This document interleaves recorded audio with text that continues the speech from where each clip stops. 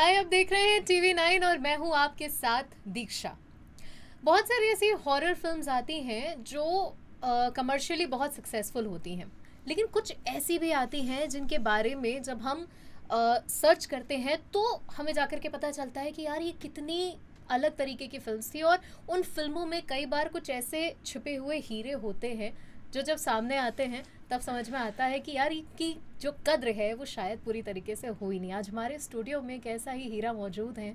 आज हम उनसे बातचीत करेंगे। हमारे साथ स्टूडियो में मौजूद हैं कृष्णा गौतम, जो कि एक एक्ट्रेस हैं और अब एक धमाकेदार म्यूजिक वीडियो लेकर के आ रही हैं। इस म्यूजिक वीडियो पे बात होगी, उस फिल्म पर बात होगी जिसके बारे में मैंने आपको बताया। बहुत सारी चिटचैट, बहुत ज़्यादा मज़ा आने वाला है, तो हमारे साथ अंत तक बने रहिएगा। कृष्णा, बहुत बहुत स्वागत है आपका। बहुत बहुत शुक्रिया बुलाने के लिए।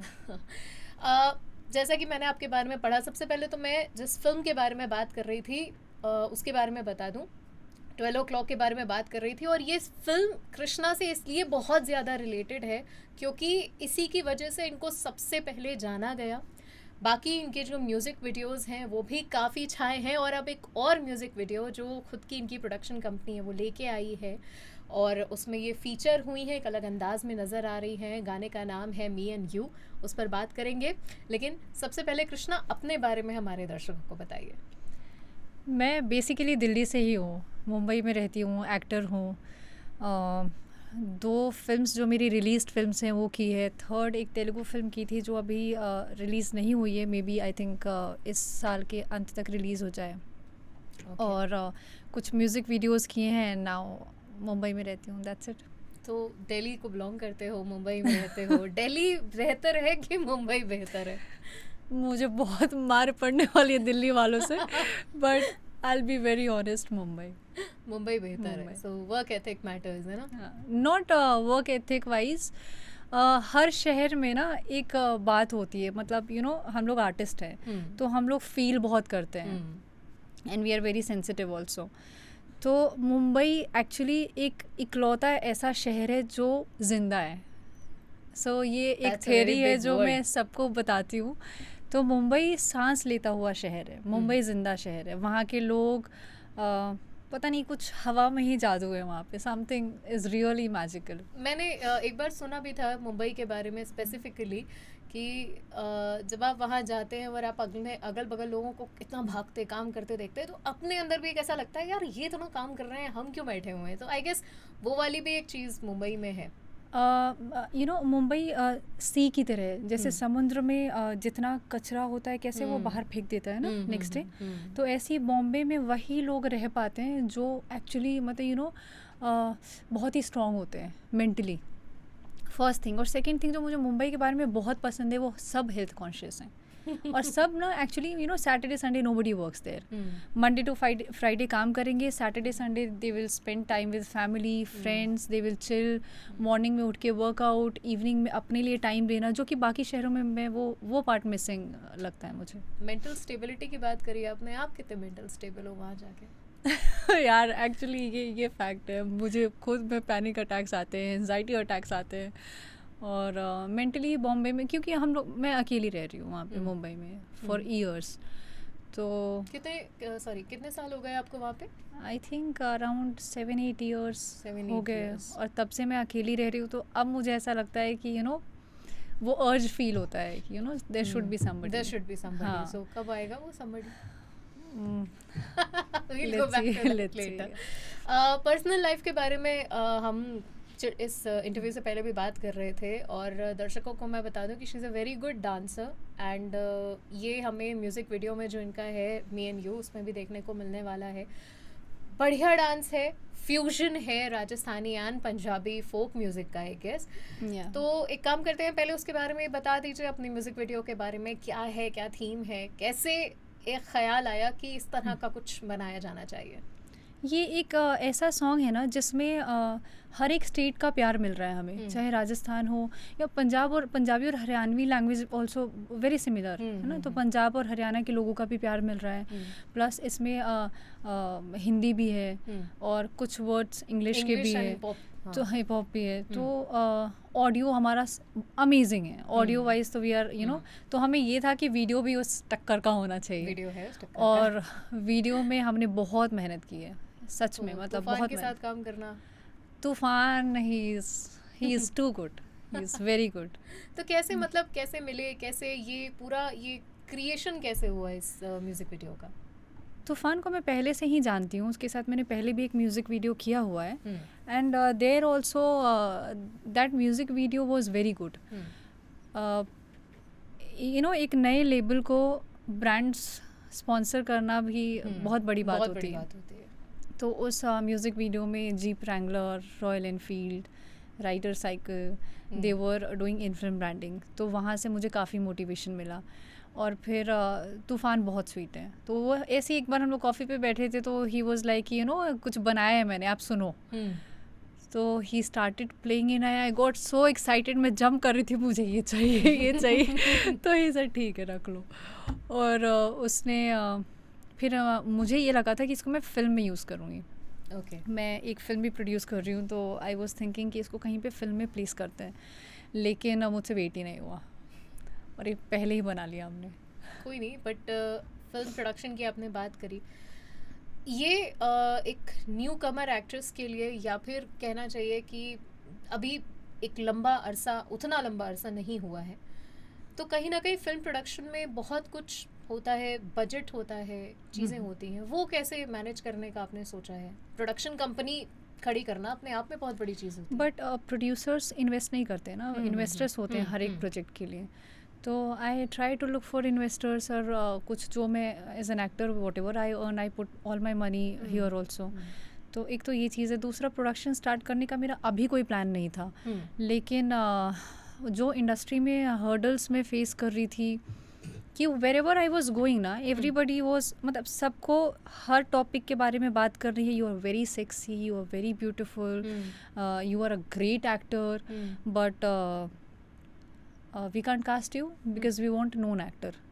Okay, we want a known face. हाँ, एक ये सिनेरियो था। दूसरा ये था कि you are very sexy, and they were offering me to first sleep with them to get work, so that thing is not possible. तो आप यहाँ से भी गए, आप वहाँ से भी गए, but I am the person जो मे बी 2 दिन के लिए तो गिव अप कर देगा, बट तीसरे दिन ऐसा लगेगा कि नहीं, आई कांट गिव अप, मुझे करना ही है, एनी हाउ करना है मुझे। तो वो बिकॉज मेरा वो I believe in astrology a lot, तो मेरी एनर्जी मार्स की एनर्जी है, I can't give up on anything. तो मुझे ये था कि ठीक है, मुझे ये भी नहीं करना है और यहाँ से तो कुछ होगा नहीं, तो I start my own things. और का मतलब कितना रहा, क्योंकि जाहिर सी बात है कि यू बिलोंग टू दिल्ली से मुंबई स्विच करना, इट्स अ बिग डिसीजन। और आई गेस एक अर्ली एज में आप वहाँ पे पहुँचे, वहाँ पे स्ट्रगल करा, because you don't have any godfather there.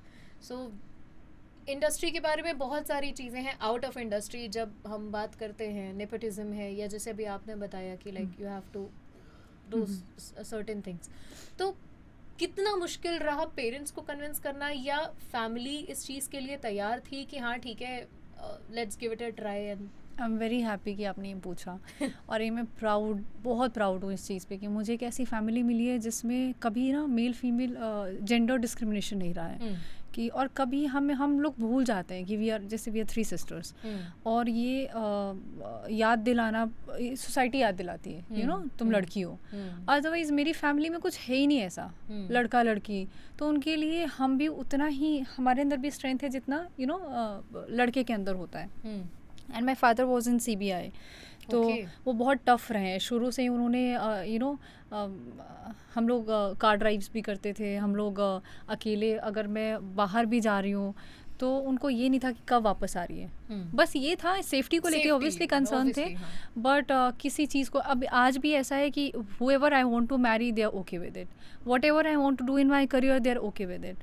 अगर मुझे कल को करियर स्विच भी करना है, then also they are very supportive mentally, and my personally I am very much inspired by my sister, she is my idol.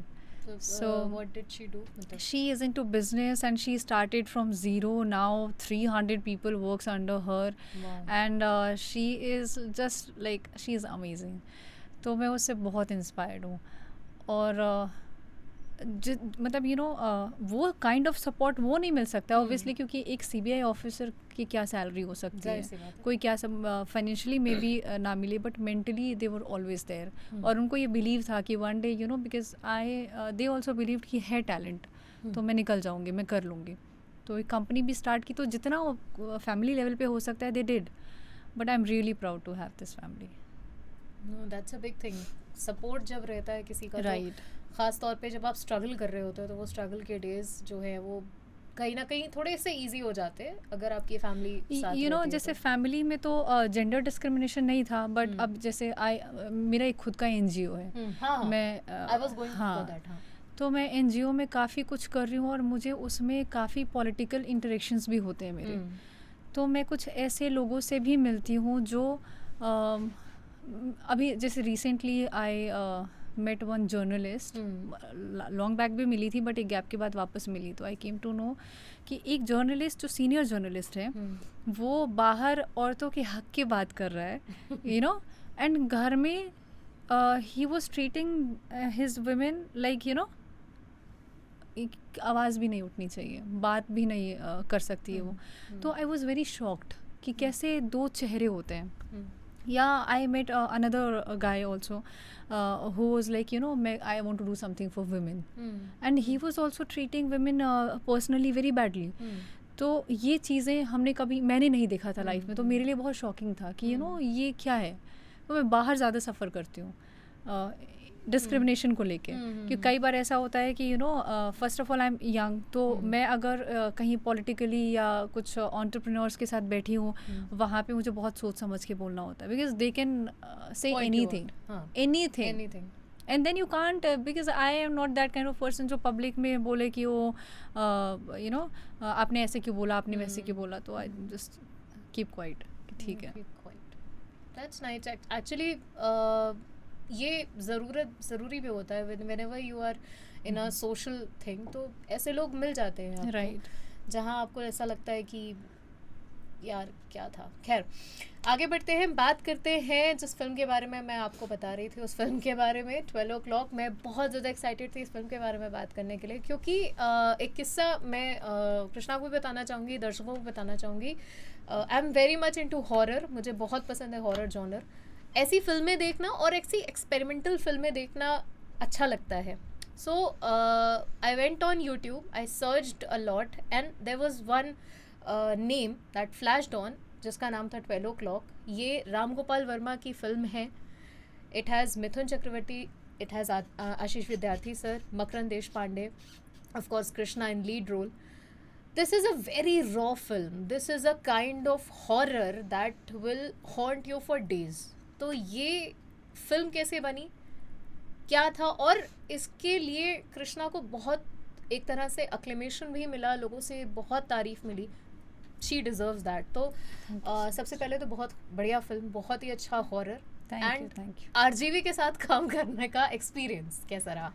He is the most intelligent man on earth I have ever seen, ever met. That's a big statement. और जैसे आपने बोला कि industry में कोई God father नहीं था, but एक चीज़ मैं प्राउडली बोलूँगी कि उन्होंने गाइड बहुत किया।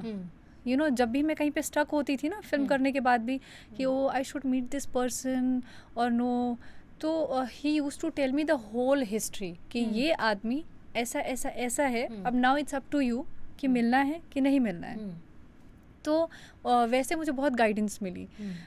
जैसे एक डायरेक्टर है जिन्होंने 1-2 फिल्म्स बनाई, and he became little famous also. तो one day he called me to meet, so I asked RGV कि shall I go and meet him. तो he said why not, you just go and meet him and just check कि कैसे हैं, but you can't work with him because he is a pimp. I guess you got it ना। तो मैं गई तो मुझे तो पहले से ही पता था कि तो दैट डायरेक्टर स्टार्टेड कन्विंसिंग मी कि आपको सोना ही पड़ेगा, इंडस्ट्री में काम करना है, तो नहीं तो आप वापस जाओ, ये वो। तो मैं सुन रही थी, फिर मैंने कहा ठीक है। एंड देन मैंने आरजीवी को बताया एक्सपीरियंस।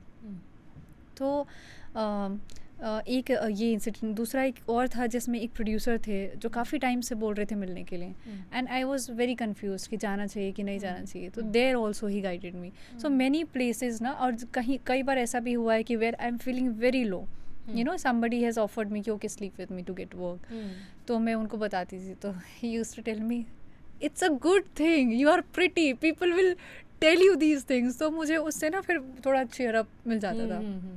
बट देन वो होता था, बट मैं काम कैसे करूँगी यहाँ पे इंडस्ट्री में अगर ऐसे ही चलेगा तो उसमें भी वो मोटिवेट करते थे कि फिल्म रिलीज़ होगी, सब अच्छा हो जाएगा, सब ठीक हो जाएगा, तो he has been a guide always. मिलना कैसे हुआ मतलब उनसे? एक दोस्त था मेरा actor, and we were just sitting, तो आई वाज जस्ट आस्किंग कैसे स्टार्ट करूँ, कैसे मिलूँ लोगों से, तो बैठा था, उसने ना मुझे कुछ नंबर्स भेजे व्हाट्सएप पे और बोला जाओ लक ट्राई कर लो।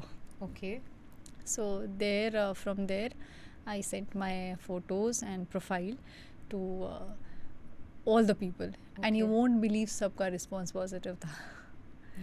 तो मैंने कहा ये तो अमेजिंग है। फिर यू नो एक एक करके मीटिंग स्टार्ट हुई, तो when I met RJ, I think RJV से ही मैं फर्स्ट मिली थी, एंड ही सेड कि you have very unique face, जो कि जैसे अभी आजकल Indian sort of unique face, तो उन्होंने कहा कि I definitely work with you.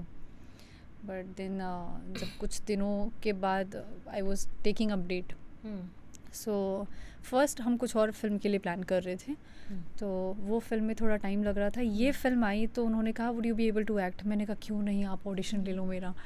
तो ही सेड कि ठीक है ऑडिशन करते हैं, बट ऑडिशन कर नहीं पाए। तो एक दिन उन्होंने बोला आई सी यू ऑन सेट, और सेट में फर्स्ट डे ही उन्होंने आई थिंक बहुत टफ सीन था एक सीन, क्योंकि इट्स साइकोलॉजिकल, तो उन्होंने फर्स्ट सीन ही उठा के दे दिया वो, and I did it. Then we started. Which was the first scene? You remember that scene where the cop Manav Kaul enters? That scene. Okay. It's a very layered film, I guess. Yeah. एक मतलब एक fresh face के लिए इतना layered character, वो भी पहली ही film में, ये अपने आप में बहुत बड़ी चीज़ होती है। और फिर उसके ऊपर से you are working with Mithun Chakraborty and Ashish Vidyarthi and Makarand Deshpande, Manav Kaul and people like that, तो they are brilliant actors, they are theatre people, they are brilliant actors. उनके साथ काम करना कितना सीखा। और यू टोल्ड मी कि सेट पे बहुत डांट भी पड़ी, तो कुछ बढ़िया सा कुछ ऐसा बताइए। बहुत डांट तो नहीं पड़ी, सिर्फ एक बार आशीष विद्यार्थी सर ने ही बिकॉज आई वाज लाफिंग, तो ये प्रॉब्लम है मेरे साथ कि मैं हंसना शुरू करूँगी तब भी यू नो कंट्रोल करना मेरे लिए बहुत टफ हो जाता है, और अगर रोना शुरू करूँगी तब भी चुप कराना बहुत मुश्किल हो जाता है। तो अगर मैं हंस रही हूँ तो यू नो एक सीन जब हम लोग कर रहे थे तो उसमें I think he might felt कि यू नो बहुत इंटेंस नहीं हो पा रहे हैं, तो that time he just said अब आप हंसेंगे नहीं। I said okay I will not laugh. तो ये प्रॉब्लम थी, उसके बाद मैं चुप ही हो गई, I was not laughing. But उसके अलावा बहुत स्मूथ किया हमने, हंसते खेलते फिल्म कंप्लीट कर ली, पता ही नहीं चला। और फिर फिल्म रिलीज हुई, रिस्पॉन्स उस तरह का नहीं मिला, तो कैसा? लॉकडाउन में फिल्म रिलीज हुई 2021 में, तो आई थिंक सेकेंड लॉकडाउन चल रहा था। फिर भी फिल्म रिलीज़ होती कोमल नाटा कॉल्ड मी, एंड उससे मुझे एक बहुत बूस्ट मिला लाइफ में कि यू नो कि आपने बहुत अच्छा काम किया है, मुझे बहुत अच्छा लगा। बाकी सब ने भी बोला कि बहुत अच्छा काम किया है, तो रिस्पॉन्स मिक्स था, बट बिकॉज टाइम ही ऐसा चल रहा था ना। कहीं एक खलिश थी कि यार थोड़ा सा मतलब लॉकडाउन नहीं होता, फिल्म दोबारा रिलीज़ होती या कुछ और होता तो शायद और कुछ बड़ा हो सकता था। मेरे लिए यही बहुत बड़ी बात थी उस वक्त कि एक आउटसाइडर जो दिल्ली से गई है, जिसका कोई फिल्मी बैकग्राउंड नहीं है, उसको इतनी बड़ी फिल्म मिल गई जिसमें बड़े एक्टर्स हैं, लेजेंड डायरेक्टर हैं, तो मैं उसी में इतनी खुश थी कि मुझे बाकी कुछ दिख ही नहीं रहा था एक्चुअली। और मैं थोड़ा सा मैं हूँ, खुद में रहती हूँ, ये प्रॉब्लम है, कभी कभी मैं जैसे बात करते करते लॉस्ट हो जाऊँगी, और मैं खुद में इतनी ज़्यादा रहती हूँ कि मुझे आसपास क्या हो रहा है, कौन क्या बातें कर रहा है, कुछ समझ में ही नहीं आता है। That's very good. Psychologically film काफ़ी हैवी थी। आपने अपने एंगर इश्यूज़ के बारे में मुझे बताया था कि ये भी रहा है आपके साथ, कैसे डील किया? और दूसरी चीज़, जब आप मुंबई गए वहाँ पर और भी बहुत कुछ है, जैसे कि नेपोटिज्म है, कितना फेस करा इस चीज़ को, ये प्रॉब्लम कितनी प्रोमिनेंट है, नहीं है, क्या है ये इस चीज़ का? देखिए, प्रॉब्लम तब स्टार्ट होती है जब एक्चुअली कोई बहुत टैलेंटेड एक्टर हो और उसको अपॉर्चुनिटी मिल गई हो, उसके बाद उससे छीना जाए। आप प्रिविलेज्ड हो, आप स्टार किड हो, आप काम करो, आप अपना काम करो, जो बाहर के लोग हैं वो अपना काम करें। लेकिन यहाँ पे ऐसा भी होता है कई बार कि कोई कैरेक्टर फिट नहीं हो रहा है तो ज़बरदस्ती वो कैरेक्टर क्रिएट करके कराना, बेशक वो फिल्म फ्लॉप हो जाए, बेशक लोगों को पसंद ना आए, बट ये चीज़ें बहुत होती है जो हर्ट होती हैं। बाकी I think it's not their mistake कि वो स्टार किड्स हैं, ऑब्वियसली, तो we can't blame them actually, कि प्रिविलेज्ड हैं तो हैं, अब क्या कर सकते हैं। और एंगर इश्यूज पे आपके एंगर इश्यूज इसलिए भी थे क्योंकि इतना कुछ सफ़र किया लाइफ में बॉम्बे जाने के बाद अकेले, कि बहुत रिजिड बिहेवियर हो गया था कि ठीक है अब मैं खुद का ही कर लूँगी। और उसमें भी ऐसा होता है कि अभी भी अगर मैं किसी को हायर करती हूँ, एक नॉर्मल टेक्नीशियन भी, वो भी ऐसे ट्रीट करते हैं कि oh we work with stars, so we are working with you, it's a big favour, even after taking the full money. तो देर तो इट्स कॉमन कि एंगर इश्यूज आएंगे, लेकिन I do puja, I do meditation, I do my workout, इन सब चीज़ों से मैं कंट्रोल कर लेती हूँ। एंड एस्ट्रोलॉजी ने बहुत सपोर्ट किया है मुझे, बहुत सपोर्ट किया है।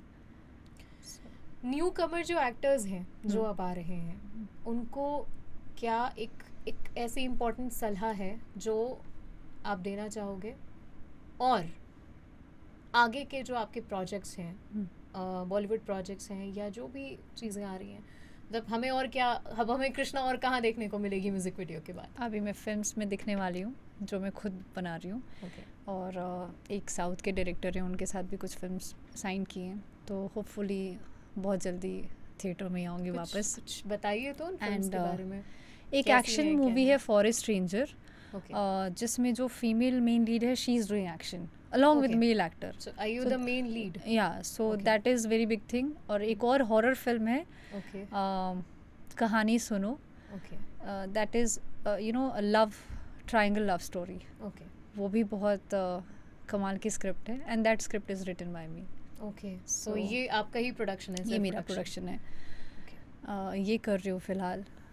और हाँ, न्यू कमर्स को मैं कुछ सलाह नहीं दे सकती, बस इतना बोल सकती हूँ कि यहाँ पे बहुत टफ़ है करियर बनाना, तो अगर आप बहुत स्मार्ट हो, बहुत स्ट्रॉन्ग हो, तो ही आप ये ड्रीम लेके आओ। Otherwise it actually feels really painful कि लोग आते हैं, डिस्ट्रैक्ट हो जाते हैं, कई लोग सुसाइड कमिट कर लेते हैं, कई लोगों के साथ बहुत मिसयूज़ भी हो जाता है, वो नहीं होना चाहिए। ये कहीं ना कहीं हर एक मीडियम की सच्चाई है। इंडस्ट्री सबके साथ एक जैसी नहीं होती, ये हमने कई एक्टर्स से भी जाना है, कई एक्टर्स ने ये बात खुल करके कई बार सामने बोली है। तो कहीं ना कहीं ऐसा लगता भी है कि जब आप एक ऐसे शख्स से मिलते हो, एक ऐसे इंसान से मिलते हो जिसने अच्छा खासा स्ट्रगल करा है, आज एक अच्छे मुकाम पर है, तो आपके अंदर भी एक अलग जगती है कि हाँ यार, अगर इसने किया है शायद हम भी कर पाएंगे। तो हमारे दर्शक भी वैसे ही हैं, कई ऐसे दर्शक होंगे जो इस इंडस्ट्री में ट्राई करना चाहते होंगे। आइए, बेझिझक आइए, कोशिश करिए, नहीं होता है कुछ और देख लीजिएगा। बाकी कृष्णा से बातचीत बहुत अच्छी रही, और कृष्णा आपका बहुत बहुत धन्यवाद हमसे यहाँ पर आकर के हमारे स्टूडियो में हमसे बातचीत करने के लिए। कृष्णा का जो सॉन्ग है मी एंड यू, ये ज़रूर सुनिए। इसके अलावा ये मेरी पर्सनल रिकमेंडेशन है कि यूट्यूब पर जा कर के हिंदी में 12 o'clock ज़रूर देखिए। एक कमाल की हॉरर फिल्म है, अलग एक्सपीरियंस है, और कहीं ना कहीं आपको हिट करती है, आपके साथ रहती है। फिलहाल 12 o'clock I think Amazon prime video पे भी उस पे भी अवेलेबल है। बाकी जो इतना सब्सक्रिप्शन नहीं ले सकते वो यूट्यूब पे इस फिल्म को एंजॉय कर सकते हैं। इसी तरह की और इंटरेस्टिंग बातों के लिए फ़िलहाल मुझे दीजिए इजाज़त। मैं थी आपके साथ दीक्षा, और देखते रहिए TV9।